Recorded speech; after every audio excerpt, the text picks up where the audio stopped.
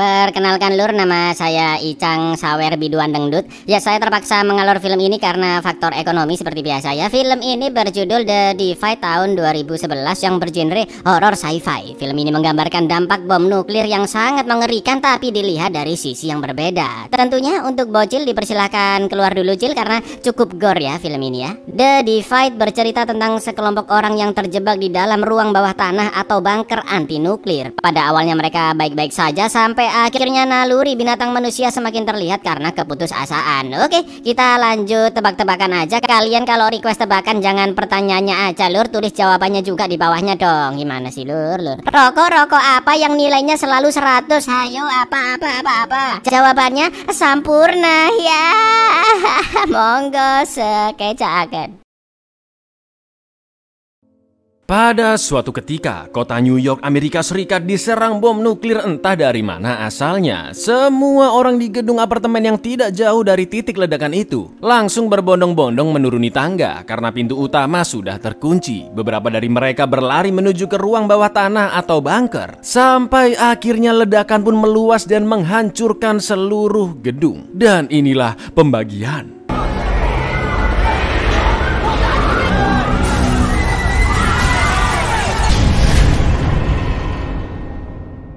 Meskipun sempat terguncang beberapa kali karena gedung di atas telah runtuh, bunker itu tetap aman dan tenaga listrik juga masih tersedia untuk menyalakan lampu. Terdapat 9 orang yang selamat dari ledakan bom nuklir itu. Mereka adalah Eva dan suaminya Sam, Josh bersama adiknya Adrienne, Delphine, Bobby, seorang ibu dan putrinya yaitu Marlene dan Wendy, beserta Mickey, pria yang mengatur bunker tersebut, yang juga mengaku sebagai penghuni istimewa di gedung apartemen itu. Di lain sisi, karena bom nuklir sangat berbahaya dan agar radiasi radioaktif tidak masuk, Mickey pun menyelotip celah-celah pintu keluar dengan sangat erat. Dia juga memaksa orang-orang untuk tetap di dalam bunker karena udara di luar dapat membunuh mereka secara instan. Sudah jelas di tengah ledakan nuklir yang menghancurkan segalanya, sinyal HP pun tidak ada sama sekali. Begitu juga dengan Delphine yang mencoba menghubungi dunia luar menggunakan radio. Selain itu, karena tidak ada air, setiap orang yang membuang hajat di toilet pun nggak bisa disiram lur dan hanya bisa dituangi lemon saja supaya baunya hilang. Di bunker itu juga terdapat sebuah ruangan pribadi Mickey yang terkunci rapat dan tidak boleh ada siapapun yang masuk ke dalamnya. Karena Wendy mulai kelaparan, Mickey pun memasakkan makanan kaleng untuk mereka semua. Setelah itu Delphine kembali mencoba meminta bantuan lewat radio, tapi masih belum ada yang tersambung. Sementara itu Josh dan Bobby yang muak dengan situasi di bunker berniat keluar dari sana. Loh, nggak pakai babi bu, Mickey pun langsung mengambil kapak untuk mencegah mereka. Bahkan tidak segan-segan membunuh jika memang itu diperlukan. Karena jika pintu dibuka, debu-debu radioaktif dari luar akan masuk ke dalam bunker, yang pastinya akan membunuh mereka semua. I won't tell you again! Poor Japanese bastards, little boy in Nagasaki. Dust gets in here, we're all fucked! Beberapa jam pun telah berlalu. Mereka semua hanya menunggu sampai situasi di luar aman sambil terus berharap bantuan akan datang. Lalu tiba-tiba pintu keluar pun didobrak dari luar dan akhirnya terbuka. Alih-alih regu penyelamat, ternyata mereka semua kedatangan 5 orang berpakaian militer anti radiasi, lengkap dengan senapan mesin yang ditodongkan tepat ke Mickey dan kawan-kawan. Tanpa alasan yang jelas, tentara-tentara itu menculik Wendy, sedangkan mereka semua langsung bersembunyi di ruangan-ruangan bunker karena tahu akan dibunuh. Dan sayangnya Adrienne terkena tembakan di bahu kanannya.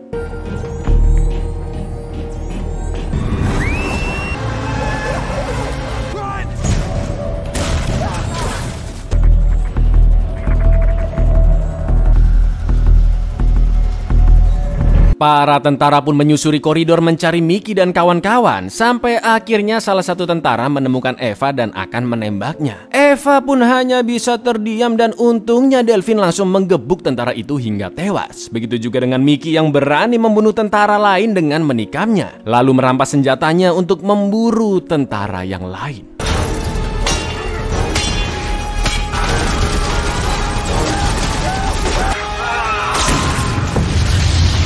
Setelah semua tentara terbunuh, mereka pun berhasil melakukan operasi seadanya untuk mengeluarkan peluru Adrien. Sedangkan Bu Marilyn yang histeris kehilangan anaknya dan memaksa keluar dari sana, terpaksa dikunci di ruang penyimpanan. Setelah itu mereka melucuti baju anti radiasi dari mayat-mayat tentara dan membungkus jasad-jasad mereka dengan plastik.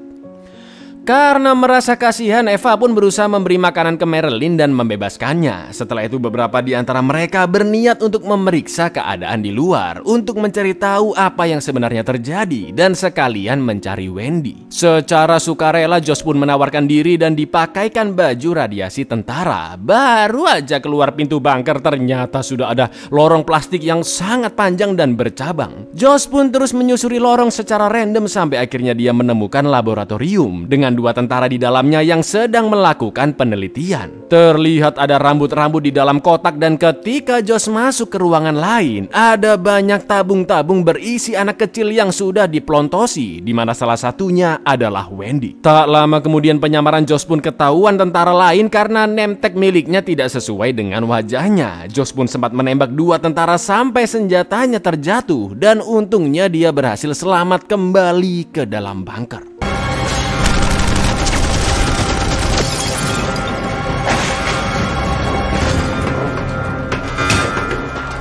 Josh pun sangat terkejut dengan apa yang dia lihat barusan dan semakin yakin jika tidak akan ada yang menyelamatkan mereka sampai kapanpun. Marilyn juga hanya terdiam merenungi anaknya satu-satunya yang tidak akan pernah bisa kembali. Lalu tiba-tiba kembali terdengar suara yang ternyata pintu keluar dilas permanen oleh para tentara agar mereka semua benar-benar tersegel di dalam bunker. They're welling us in.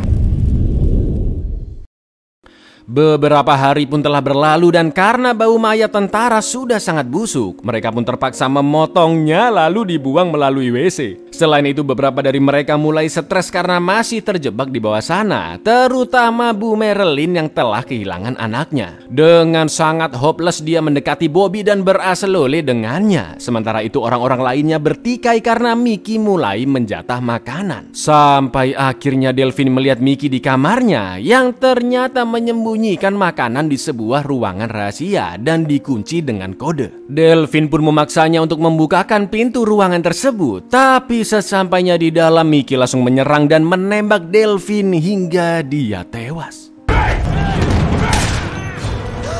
Di lain sisi, Eva yang melihat kejadian barusan langsung memanggil teman-temannya dan mereka semua pun mengikat Mickey. Sedangkan Eva membuang senapan tersebut ke sumur WC untuk menghindari adanya penembakan lagi. Jadi itu salurannya lurus ke bawah gitu loh, nggak kayak WC-WC di rumah kita ya kan. Karena Mickey masih nggak mau memberitahu kodenya, Bobby dan Josh yang paling brutal di sana pun terus menyiksanya. Bahkan jarinya sampai dipotong dong. Lungs, I'm strapped in this chair! Get off me, you faggot!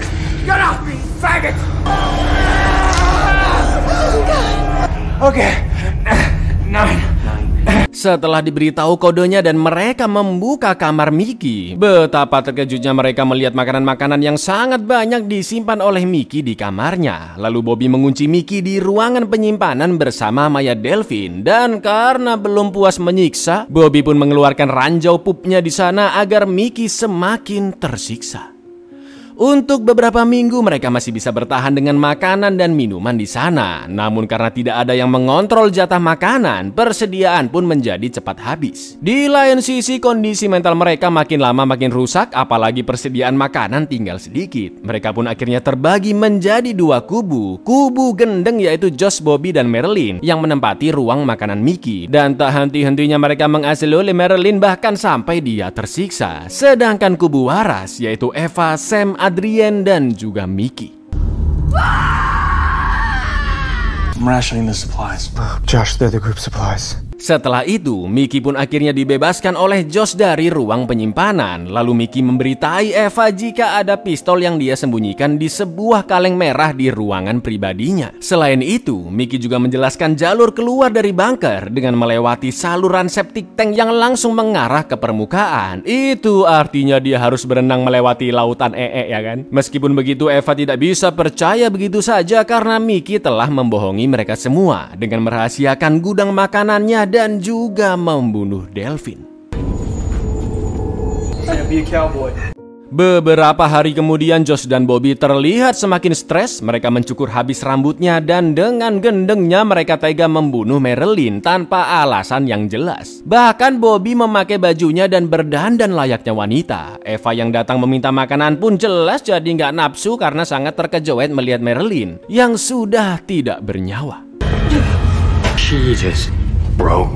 Karena sudah sangat-sangat putus asa, Eva pun akhirnya mempercayai ucapan Mickey tentang pistol di gudang makanan dan meminta Sam untuk mengambilnya. Sementara itu Eva akan menggoda Josh agar Sam cukup menghadapi Bobby saja. Eva pun mematikan listrik bunker agar mereka tidak bisa melihat dengan jelas. Lalu memancing Josh pergi ke ruangan lain untuk berazlole.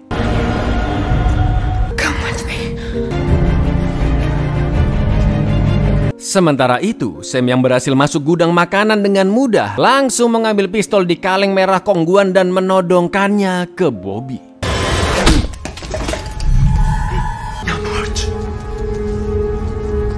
Sedangkan Eva yang sedang diasel oleh paksa pun akhirnya berhasil bebas dengan menusuk leher Josh menggunakan pensil. Tentunya Josh tidak semudah itu dibunuh dan untungnya Eva berhasil kabur dengan bantuan Adrian. Namun Josh kembali mengejar Eva dan mereka berdua papasan dengan Sam yang sedang menodong Bobby. Sam yang pada dasarnya penakut pun bingung harus menembak Bobby atau Josh. Lalu yang terjadi? Saking paniknya Sam malah menembak Adrian hingga tewas. Jelas Josh dan Bobby pun langsung mengkeroyok Sam dengan sangat sadis dan merampas pistolnya. Di lain sisi, saat ada kesempatan Eva mengambil tutup kaleng makanan dan menyayat leher Bobby tepat ketika kepala Sam akan ditembak.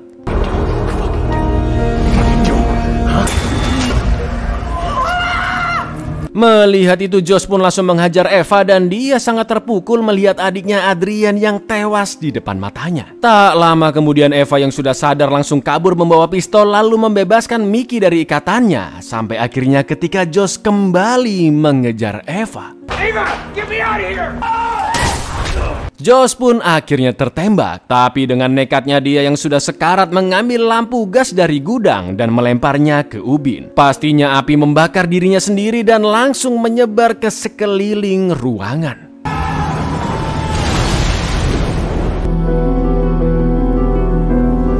Alhamdulillahnya Sam masih hidup dan membantu Mickey memadamkan api. Tapi dengan brengkesnya Eva memanfaatkan kesempatan itu untuk menyelamatkan dirinya sendiri. Karena dirasa tidak ada satupun orang yang dia percaya. Eva pun masuk ke ruangan Mickey dan menguncinya, memakai baju anti radiasi lalu memasukkan beberapa makanan kaleng ke tasnya. Setelah itu Eva menghancurkan WC menggunakan kapak dan masuk ke dalam septic tank melewati kumpulan tinja. Tanpa mempedulikan suaminya Sam ataupun Mickey yang sudah memberikan informasi tentang pistol miliknya. Sampai akhirnya Eva menaiki tangga dan berhasil sampai ke permukaan. Sedangkan Mickey dan Sam tetap terjebak di dalam bunker yang akhirnya api pun semakin menjalar dan membakar mereka hidup-hidup.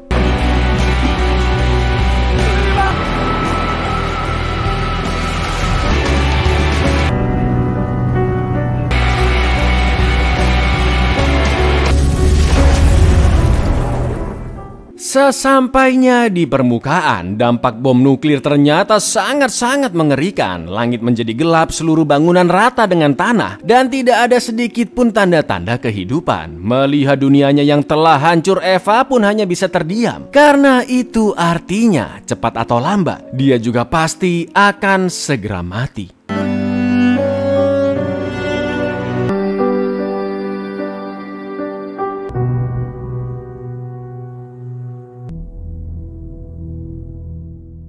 Buyar, kirain pas di luar bakalan plot twist ya kan, ternyata enggak dong. Film yang penuh pengkhianatan, adegan-adegan gore yang cukup bikin dan sangat nampak naluri binatang manusia saat dalam kondisi terpuruk ya kan. Pasti kalian masih banyak pertanyaan, terutama di beberapa bagian ya lur. Seperti siapa pelaku nuklir, apa tujuan om-om militer menculik anak-anak untuk dimasukkan ke dalam tabung, bagaimana kelanjutan kisah Mbak Eva di bumi, dan apakah yang terkena nuklir hanya kota New York saja atau mungkin seluruh dunia. Sayangnya tidak ada jawaban sama sekali lur, karena film-film seperti ini memang sengaja digantungkan oleh Pak Sutradara agar penonton memiliki teorinya masing-masing. Kira-kira kenapa menurut kalian lur? Bisa komen-komen di bawah ya. Ya wes gitu dulu lur, aku Icang undur diri, matur nuwun dan seno untuk menjadi manusia tapi berperilaku layaknya binatang. But say yes untuk klik subscribe di bawah ini. Assalamualaikum lur.